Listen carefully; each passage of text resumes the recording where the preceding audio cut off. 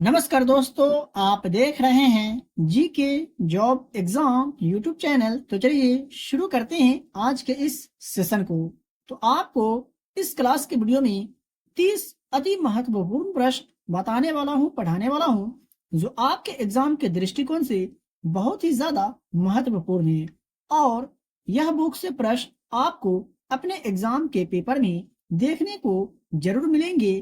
तो आप इस वीडियो को बगैर स्किप किए हुए पूरा जरूर देखिएगा। तो पहला प्रश्न है, निम्नलिखित में से किस सिख गुरु ने खालसा पंथ की नींव रखी थी? तो निम्नलिखित में से किस सिख गुरु ने खालसा पंथ की नींव रखी थी? तो आप याद रखिएगा, गुरु गोविंद सिंह ने खालसा पंथ की नींव रखी थी। सही जवाब हो जाएगा ऑप्शन नंबर सी। बात करें अधिक जानकारी की, तो सिखों के 10वें एवं अंतिम गुरु गुरु गोविंद सिंह ने 1699 ईस्वी में बैसाखी के दिन खालसा पंथ की स्थापना किए थे। नेक्स्ट प्रश्न है, निम्नलिखित में से कौन सी नदी अरब सागर में नहीं मिलती है दिए गए ऑप्शन में से? तो आप याद रखिएगा, गोदावरी नदी जो है ये अरब सागर में नहीं मिलती है। बात करें साबरमती नदी का, सिंधु नदी का और ताप्ती नदी का, ये तीनों नदी जो है अरब सागर में मिलती है। आप याद रखेंगे, यहाँ पर ऑप्शन नंबर बी सही जवाब हो जाएगा।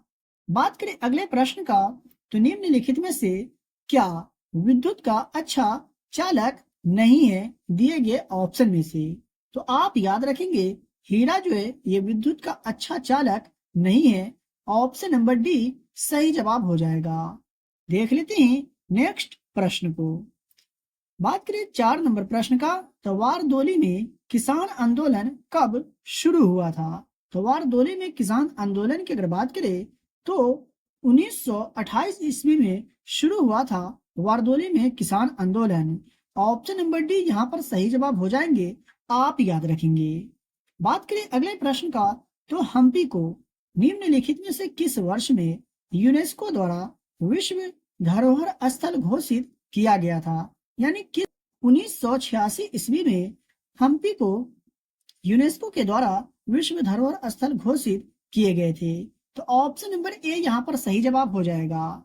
बात करें नेक्स्ट प्रश्न का, लेकिन इससे पहले आप अभी तक वीडियो को लाइक नहीं किए तो वीडियो को लाइक करें, और चैनल पर पहली बार विजिट कर रहे हैं तो चैनल को भी सब्सक्राइब करके बेल आइकन को प्रेस कर लीजिए, ताकि वीडियो का नोटिफिकेशन सबसे पहले आप तक पहुंचे, क्योंकि यहाँ आपको मोस्ट वीवीआई प्रश्न आपको बताए जाते हैं, पढ़ाए जाते हैं। 6 नंबर प्रश्न है, अमीनो अम्ल को अक्सर डैश के निर्माण खंड के रूप में संदर्भित किया जाता है? यानी किसके निर्माण खंड के रूप में अमीनो अम्ल को संदर्भित किया जाता है? तो प्रोटीन के निर्माण में। याद रखेंगे, यहाँ पर ऑप्शन नंबर डी सही जवाब हो जाएगा। बात करें 7 नंबर प्रश्न का, तो निम्नलिखित में से किस तिथि को भारत में प्रत्येक वर्ष सुशासन दिवस मनाया जाता है? यानी किस तिथि को भारत में प्रत्येक वर्ष सुशासन दिवस मनाए जाते हैं? तो 25 दिसंबर को हर वर्ष सुशासन दिवस के रूप में मनाए जाते हैं।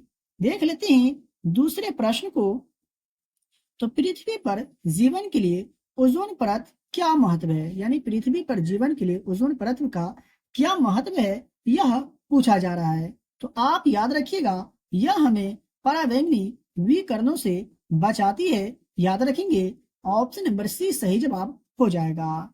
देख लेते हैं नेक्स्ट प्रश्न को, तो 9 नंबर प्रश्न है, राशि के मापन और उसकी इकाई का कौन सा युग्म जो है सुमेलित नहीं है? यानी किसका मिलान जो है गलत है, ये आपसे पूछा जा रहा है। तो बात करें ऑप्शन ए का, तो तापमान का एसआई मात्रक केल्विन होते हैं, ये सही है।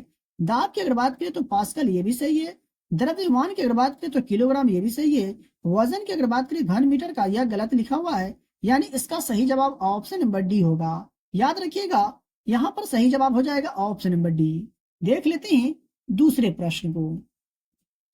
10 नंबर प्रश्न है, निम्नलिखित में से किस राजा ने प्राचीन भारत में मौर्य साम्राज्य की स्थापना की थी? तो निम्न में से कौन से राजा से थे जिसने प्राचीन भारत में मौर्य साम्राज्य की स्थापना की थी? तो चंद्रगुप्त ने प्राचीन भारत में मौर्य साम्राज्य की स्थापना की थी? याद रखिएगा यहाँ पर ऑप्शन नंबर ए सही जवाब होगा। बात कर लिए दूसरे प्रश्न का, तो निम्नलिखित में से किस राज्य में प्रसिद्ध चित्रदुर्ग किला स्थित है? वह कौन सा राज्य है जहां प्रसिद्ध चित्रदुर्ग किला जो है स्थित है? तो भारत के कर्नाटक राज्य में स्थित है। याद रखेंगे ऑप्शन नंबर बी यहाँ पर सही जवाब हो जाएगा। देख लेते हैं 12 नंबर प्रश्न को। तो निम्नलिखित में से कौन राज्यसभा के पदेन अध्यक्ष होते हैं? तो राज्यसभा के पदेन अध्यक्ष यानी राज्यसभा के पदेन सभापति कौन होते हैं? इस तरह से भी आपसे प्रश्न पूछा जा सकता है। तो भारत के उपराष्ट्रपति राज्यसभा के पदेन अध्यक्ष होते हैं। याद रखिएगा यहाँ पर ऑप्शन नंबर डी सही जवाब होगा। देख लेते हैं नेक्स्ट प्रश्न को। तो निम्नलिखित में से कौन सा एक इनपुट डिवाइस है दिए गए ऑप्शन में से? तो बात करें इनपुट डिवाइस का, तो स्कैनर की अगर बात करें तो यह एक इनपुट डिवाइस है। ऑप्शन नंबर ए यहाँ पर सही जवाब होंगे, आप याद रखेंगे। 14 नंबर प्रश्न की अगर बात करें तो निम्न में से कौन सा पठार जो है भारत में स्थित नहीं है? तो आप याद रखिएगा मकालू पठार जो ये भारत में स्थित नहीं है। ऑप्शन नंबर ए यहाँ पर बिल्कुल सही जवाब हो जाएंगे। बात करें मालवा का, छोटा नागपुर का और बुंदेलखंड का, तो ये तीनों जो है भारत में स्थित है, याद रखिएगा। अगर आपको किसी भी प्रश्न में डाउट हो, किसी भी प्रश्न के उत्तर में अगर आपको डाउट हो, तो आप हमसे कमेंट बॉक्स में कमेंट करके पूछ सकते हैं। 15 नंबर प्रश्न है, निम्न में से कौन सा भूकंप का प्रभाव नहीं है? तो आप याद रखिएगा भारी वर्षा या भूकंप का प्रभाव नहीं है। ऑप्शन नंबर डी सही जवाब हो जाएगा। आप पढ़ करके भी इस प्रश्न का जवाब बता सकते थे। देख लेते हैं नेक्स्ट प्रश्न को। तो चींटी के डंक में मुख्य रूप से निम्नलिखित में से क्या होता है? चींटी के डंक में निम्नलिखित में से कौन सा अम्ल होता है? तो याद रखिएगा फॉर्मिक अम्ल जो है ये चींटी के डंक में होते हैं। ऑप्शन नंबर सी सही जवाब होगा। बात करें टार्टरिक अम्ल का, तो ये इमली में पाया जाता है। ठीक है, देख लेते हैं दूसरे प्रश्न को। तो 17 नंबर प्रश्न है, निम्नलिखित में से किस राज्य में सबरीमाला श्री धर्म संस्था मंदिर जो है स्थित है? एसएससी के एग्जाम में यह जो प्रश्न है काफी बार पूछे जा चुके हैं। आप याद रखेंगे, फिर से आपको अपने एग्जाम में यहाँ से प्रश्न देखने को मिल सकते हैं। तो केरल राज्य में स्थित है सबरीमाला मंदिर, याद रखिएगा ऑप्शन नंबर ए यहाँ पर राइट आंसर होगा। बात कर ले 18 नंबर प्रश्न का। तो दाब मापने के लिए एसआई इकाई क्या है? तो दाब मापने के लिए एसआई इकाई की अगर बात करें तो पास्कल है। राइट आंसर होगा ऑप्शन नंबर डी। इससे पहले वाले के प्रश्न में मैं आपको बता दिया था। 19 नंबर प्रश्न है, निम्नलिखित में से किसे आधुनिक परमाणु सिद्धांत का जनक माना जाता है? तो किसे आधुनिक परमाणु सिद्धांत का जनक माना जाता है? तो जॉन डाल्टन को आधुनिक परमाणु सिद्धांत का जनक माना जाता है। याद रखेंगे ऑप्शन नंबर ए यहाँ पर बिल्कुल सही जवाब हो जाएगा। बात कर ले 20 नंबर प्रश्न का।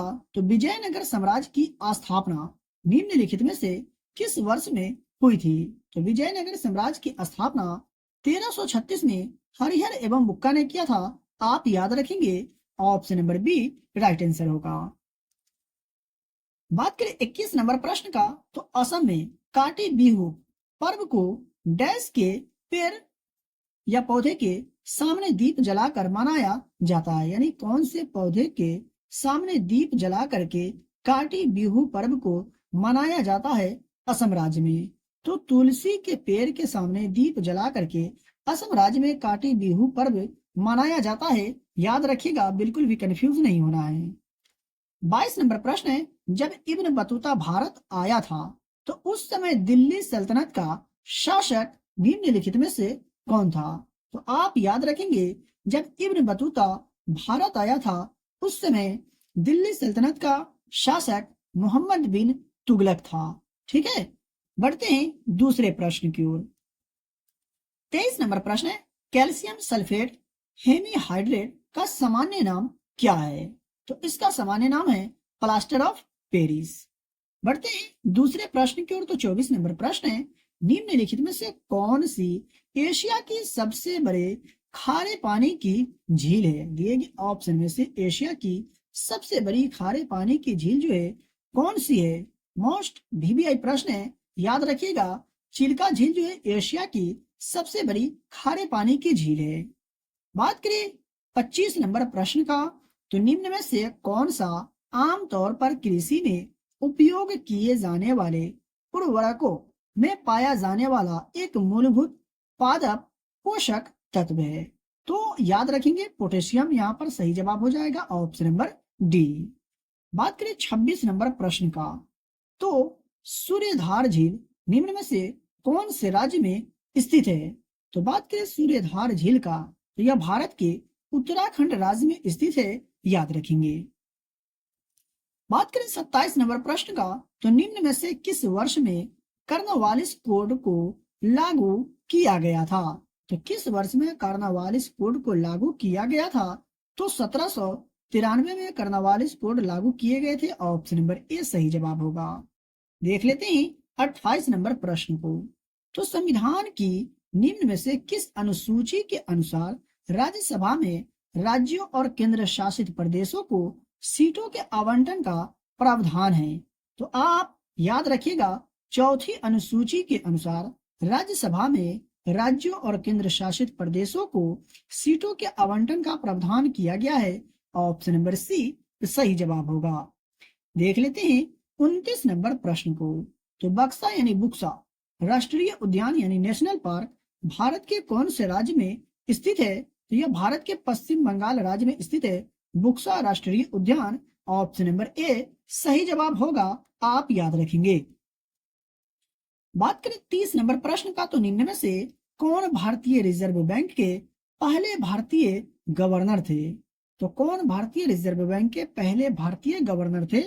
तो CD देशमुख भारतीय रिजर्व बैंक के पहले भारतीय गवर्नर थे, याद रखेंगे, ऑप्शन नंबर सी सही जवाब हो जाएगा। अगर आपको याद हो कि वर्तमान में भारतीय रिजर्व बैंक के गवर्नर कौन है, तो कमेंट बॉक्स में कमेंट करके अपना जवाब जरूर बताइएगा। वीडियो को अभी तक लाइक नहीं की तो प्लीज वीडियो को लाइक करें, और चैनल पर पहली बार आए तो चैनल को भी सब्सक्राइब करके बेल आइकन को प्रेस करें, और इस वीडियो को अपने दोस्तों और रिलेटिव में भी शेयर जरूर करें जो लोग SSC MTS एग्जाम 2024 की तैयारी कर रहे हैं। तो चलिए मिलते फिर से एक नए वीडियो में।